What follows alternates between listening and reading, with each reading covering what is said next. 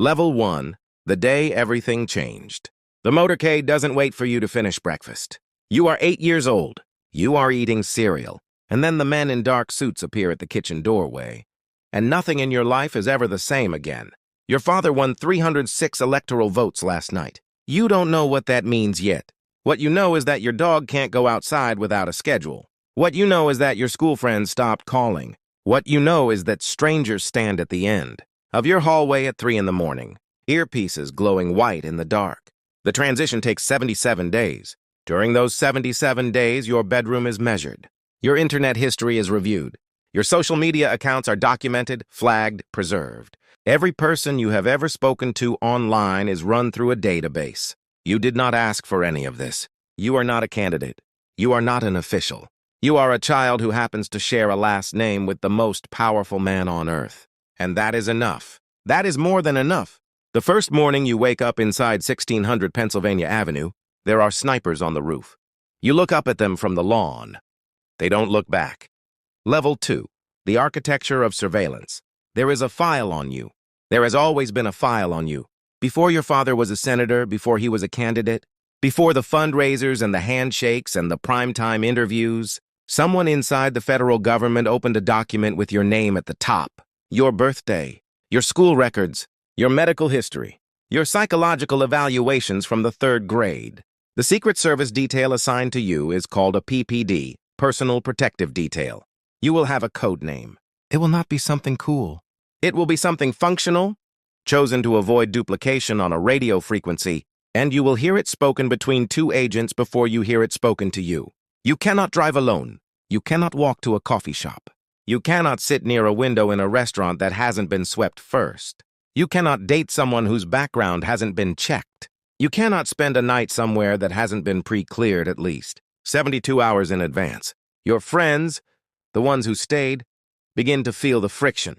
Plans take 3 days to coordinate. Spontaneity disappears entirely. One study of presidential children found that 67% of them described their adolescence as, quote, fundamentally isolated. You are not in danger. You are in a bubble. And the bubble is airtight. Level 3, the public property problem. The first time a photographer follows you to school, you are 12. You are walking from the car to the front entrance, 31 feet. The image runs in 6 national publications by noon. The caption describes what you are wearing. A columnist writes that you look tired. A morning show host says your backpack seems heavy and wonders, on air, whether you are adjusting well. You are 12. You have no press secretary. You have no publicist. You have no right of reply. You are legally a private citizen. But you are practically a public figure with a readership of 40 million people who feel they know you personally because they watched your father debate on television twice. The White House Communications Office will give your parents guidance on how to manage your media exposure. The guidance is careful and thorough. It does not account for the fact that your classmates have phones, that your teachers have social media, that any moment of embarrassment, a stumble, a bad haircut, a visible argument with a parent is one upload away from a news cycle. There is a term used inside political families for the experience of living inside someone else's public narrative. The term is ambient exposure. It means you are always being seen even when no one is specifically looking. In 2004, research from the American Psychological Association found that adolescents with ambient public exposure showed elevated cortisol levels consistent with chronic, low-grade stress. The photographer outside your school doesn't know this. He doesn't need to. Level 4, the weight of the name. Your last name is not a name anymore. It is a search term. Every college application you submit will be processed by an admissions officer who knows exactly who your father is. Every job you eventually apply for will be read by someone who has already formed an opinion. Every relationship you enter will carry the question, unspoken, always present, of what exactly this person wants from proximity to that name. Some presidential children lean into it. They go into politics. They write books. They give speeches at $40,000, a ticket, and spend their careers cashing the currency their father generated. There is nothing morally wrong with this. It is simply a choice. Others run from it. They move to cities where no one recognizes them. They use middle names. They change professions 4 times. They build lives that are entirely, deliberately theirs. Most do something between these two extremes. They carry the name quietly. They show up to state funerals and inaugural, anniversaries and carefully worded op-eds. They are polite to journalists. They do not give too much away. What almost none of them talk about openly is the compound effect of being defined by someone else's accomplishment before you have accomplished anything yourself. You are not the president. You are the president's child. These are not the same thing. The world treats them as interchangeable. Your entire life will be the project of proving to yourself, mostly, that they are not. No one will make this easy for you. Level 5, what the residence actually feels like. There are 132 rooms in the White House. You will not see most of them. The East Wing houses administrative offices. The West Wing is where your father works. The residence, the sixth-floor private section where your family actually lives, occupies a space that most Americans imagine as warm and domestic, a home that happens to have history. It is not quite that. The residence is staffed by approximately 90 permanent employees, chefs, butlers, florists, curators, engineers, housekeepers. Most of them have worked there across multiple administrations. They are deeply professional. They are quietly present.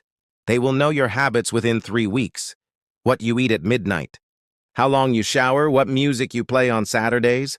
There is no true privacy in a building with 90 staff members and a classified security infrastructure. The Lincoln bedroom is not used as a bedroom. The state floor is not a place you can walk through in socks. The East Room, where 8 presidents have lain in state, is not somewhere you feel comfortable doing homework. You will find a corner. Everyone does. Some small pocket of the building that feels by repetition like yours. A sitting room on the 2nd floor. A particular chair near a particular window. A route through the grounds that the agents know well enough to leave you to. You will spend 4 years making 18.7 acres feel like home. Most days you will succeed. Some days the building will simply win. Level 6. After the motorcade leaves, the last day of your father's presidency is a Tuesday. There is a ceremony. There is a helicopter. There is a crowd on the South Lawn. And then Marine One lifts off. And then the South Lawn is just a lawn again. And you are standing in a parking garage somewhere in a city you will not name, watching the last 2 agents hand their credentials to a supervisor. The detail ends at noon. After noon, you are just a person. You will not know what to do with this at first. You will sit in a restaurant and choose a table by the window because you can. You will walk outside without telling anyone. You will take a flight and no one will sweep the terminal first. This should feel like freedom. For many presidential children, it does not. Not immediately. The technical term used in transition literature is protective detail withdrawal. It is not an official diagnosis. It is a pattern. Hypervigilance in open spaces. Discomfort with anonymity. The feeling of being exposed precisely because no one is watching. You will need approximately 18 months to feel normal in public spaces again. Some former first children never fully recalibrate. What the White House gave you was not just access and security. It gave you structure so total that the absence of it reads as chaos. The agents who worked your detail knew your allergies. They knew your roots. They had protocols for every scenario they could model. They could not write a protocol for what happens to you after they leave. That part was always going to be yours to figure out. And the motorcade, when it pulls away for the last time, doesn't look back. Level 7, the inheritance. Here is what no one tells you when your father takes the oath. The presidency is a 4-year or 8-year term. The consequences of the presidency are permanent. Everything your father did, every policy, every decision, every war authorized, and every treaty signed, will carry your last name into rooms you haven't entered yet. History doesn't separate the man from the family. It rarely tries. The archives don't distinguish between what he chose and what you inherited.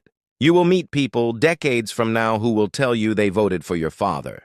You will meet people who will tell you they lost someone because of a decision he made.